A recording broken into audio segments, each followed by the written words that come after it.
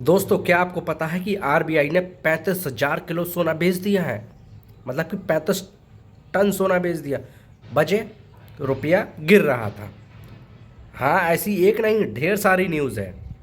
35 ton सोना जो है वो बेच दिया। ये आपने खबर पढ़ी।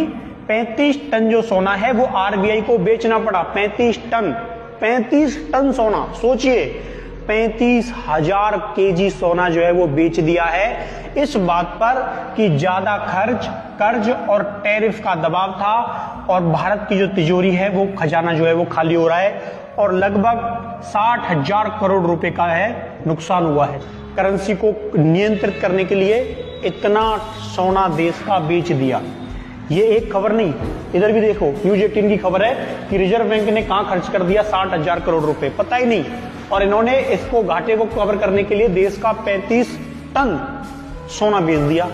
आप लोग सोचो, क्या हम लोग देश की जो रिजर्व, देश का जो धन है, देश की जो संपदा है, आम जनता की जो मेहनत की कमाई है, उसको वहां इकट्ठा किया हुआ है? क्या इसलिए इकट्ठा कर रखा है कि तुम्हारा मन करे जब बेच दो?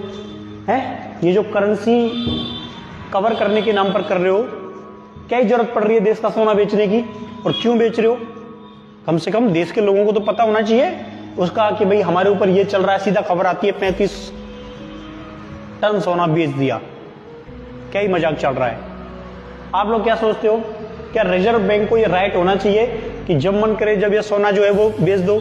या पहले इसकी पूर्व सूचना जो है वो संसद को देनी चाहिए ताकि देश के लोगों को मालूम चले कि भाई इतना सोना जो है वो, इतनी चांदी है, इतनी करेंसी है या ये चीज है वो हम बेच रहे हैं। देश को तो पता चले बेचने से पहले, देश को पता चलता है बेचने के बाद। 35,000 किलो सोना, गौर से सुनिए, 35,000 किलो सोना। लेकिन 35,000 किलो सोना सरकार ने बेचा। और केवल यही नहीं, 60,000 करोड़ रुपए ये भी सरकार ने खर्च कर दिए, बेच दिए एक तरीके से। 35,000 किलो सोना यानी 35 टन ये सोना और 60,000 करोड़ रुपए ये सरकार ने, आरबीआई ने क्यों दिए? इसलिए दिए हैं क्योंकि डॉलर के मुकाबले में रुपया लगातार डगमगा रहा है। और आज की तारीख में जब मैं खबर कर रहा हूं तो 88 रुपए वो $1 का भाव हो गया, उससे भी ज्यादा है। और अगर ये रुपया और गिरता चला गया डॉलर के मुकाबले, जब आप इन लोगों के, जितने भी ये हैं यूट्यूबर, जब आप इन लोगों की न्यूज़ जाके पढ़ेंगे, एनालिसिस करेंगे, तो आपको पता चलेगा कि इन्होंने जिम्मा उठा रखा है कि हमको फेक न्यूज़ फैलानी है, जनता को गुमराह करना है। अब देखो कि ऐसा आरबीआई की तरफ से कोई अनाउंसमेंट नहीं किया गया कि हमने 35,000 टोना गिरवी रखा है या बेचा है, मतलब कि 35 टन सोना हमने बेचा है। बल्कि आरबीआई ने ऐसा खुद बोला है कि ये जितनी भी खबर फैलाई जा रही है वो झूठी है और फेक है। और अगर मैं बता दूं कि जो आरबीआई है उसके पास मार्च 2025 में 880 के आसपास टन सोना था और अभी भी लगभग उतना ही है। और पीआईबी जो है, जो फैक्ट का एनालिसिस करता है, उसने भी बोला है कि भाई ये जो भी ये न्यूज़ है ये फेक है, इसमें सच्चाई नहीं है। लेकिन नहीं, हम लोगों ने ये जिम्मा उठा लिया है, जब जब चुनाव आएगा तब तक हम लोग जो ऐसी संस्थाएं हैं उन पे ब्लेम करेंगे कि भाई ये संस्था जो है ना सरकार के इशारे पे काम कर रही हैं और भाई रुपया गिर गया। इन चमन को ये समझ में नहीं आता रुपया गिर कैसे गया, कहाँ गिरा है, जनता उठा ले थोड़ा भाई। अरे भाई, जब पूरी दुनिया डॉलर में ट्रेड कर रही है, अब हालांकि जो दुनिया है, जो चाहे रसिया हो, चाइना हो और चाहे इंडिया हो, अब इन लोगों ने एक सलाह की है कि हम जितना हो सके उतना कम डॉलर में व्यापार करेंगे। अब जब पूरी दुनिया में डिमांड डॉलर की है तो भाई जाहिर सी बात है वो उसके भाव ख़राब होंगे। कोई भी इंसान हो, जब मोहल्ले वाले उसको ज़्यादा पूजने लगते हैं तो उसके भाव ख़राब हो जाते हैं। सेम यही डॉलर के साथ है। लेकिन भाई क्या किया जाए, डॉलर कमज़ोर हो रहा है, डॉलर गिर रहा, क्या करें भाई। इंडिया के लोग खाना आना नहीं खिलाते हैं, वो कमज़ोर हो रहा, गिर भी जाता है। तो महंगाई बढ़ेगी और महंगाई बढ़ेगी तो हाहाकार मचेगा और हाहाकार मचेगा तो सरकार का वोट घटेगा।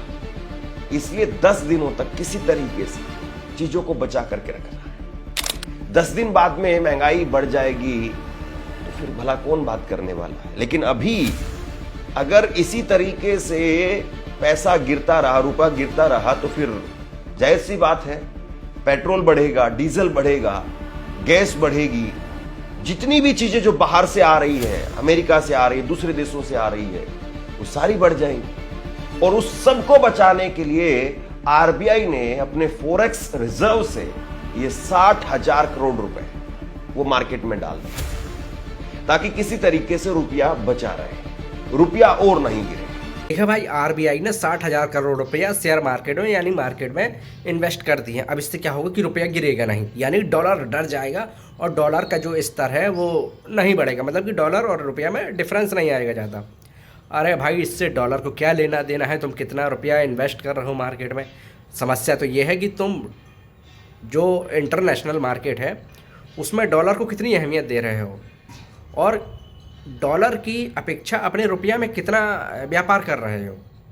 भाई कुछ तो एनालिसिस किया करो, या सीधा उठाया और सीधा बोलना शुरू कर दिया। एक खबर झूठी ये चल रही है कि भाई जो बिहार का समस्तीपुर है वहाँ पे जो वीवैट की जो पर्चियाँ हैं, जो ईवीएम में जो पर्चियाँ लगी रहती हैं, सील होती हैं ईवीएम, उनकी भाई पर्चियाँ मिली हैं।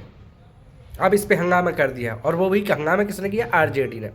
इन्होंने भाई साहब इतना थीथर मचा रखी है फेक न्यूज़ फैलाने में कि मतलब जैसे सरकार है जो बिल्कुल एकदम भ्रष्ट है, अत्याचारी है, मतलब कि जो विपक्ष पार्टियां हैं उनको मतलब कि ख़त्म करना चाहती हैं। और ये जो रिपोर्टर है भाई, पता नहीं इसको लाज आती है, शर्म आती है कि नहीं आती है कि इसको जो कमेंट बॉक्स है उसमें गालियाँ पड़ रही हैं।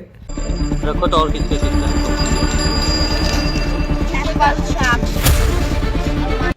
आज समस्तीपुर के अंदर बहुत सारी पर्चियां वो एक जगह पर लवारिस पड़ी हुई मिली, और इसके बाद में सवाल खड़े हो गए कि आखिरकार चुनाव आयोग क्या कर रहा है।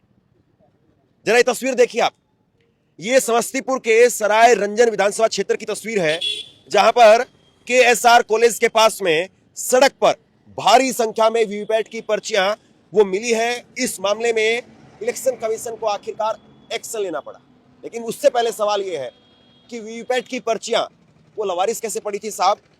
वीवीपैट की पर्चियां वो ऐसे ही और इतनी बड़ी संख्या में वो कैसे बाहर तक पहुंच गई? और ये जब वीडियो निकल करके सामने आया तो इसके बाद में आरजेडी ने इसको लेकर के ट्वीट किया, और आरजेडी ने चोर आयोग, चुनाव आयोग को चोर आयोग कहते हुए ट्वीट किया। समस्तीपुर के सराय रंजन विधानसभा क्षेत्र के केएसआर कॉलेज के पास में भारी संख्या में ईवीएम से निकलने वाली वीवीपैट की पर्चियां फेंकी हुई मिली है। कब, क्यों और कैसे, किसके इशारे पर इन पर्चियों को फेंका गया? क्या चोर आयोग इसका जवाब देगा?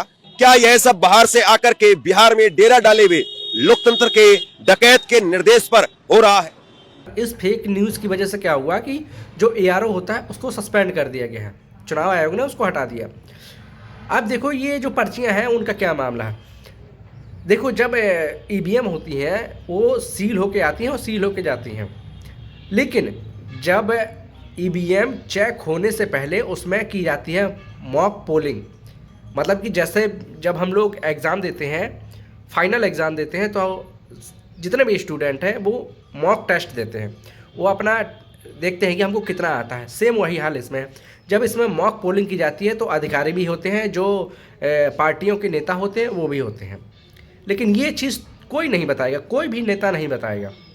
ईवीएम को चेक किया जाता है कि जो बटन, हम जिस पार्टी का बटन दबा रहे हैं उसी को वोट जा रहा है कि नहीं जा रहा, और उसमें पर्ची निकलती है।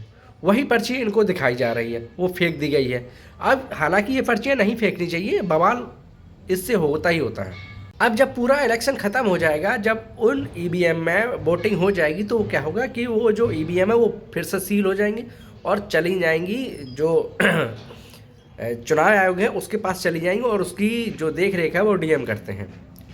जिसको भी लगता हो कि भाई जो ईवीएम है वो हैक हो जाती हैं, वो जाके एक बार जितने भी एनालिसिस हैं, चाहे खान सर का, क्योंकि ज़्यादातर लोग खान सर को पसंद करते हैं, उनका जाके देख लेना, और भी ऐसे लोग हैं उनको जाके देख लेना।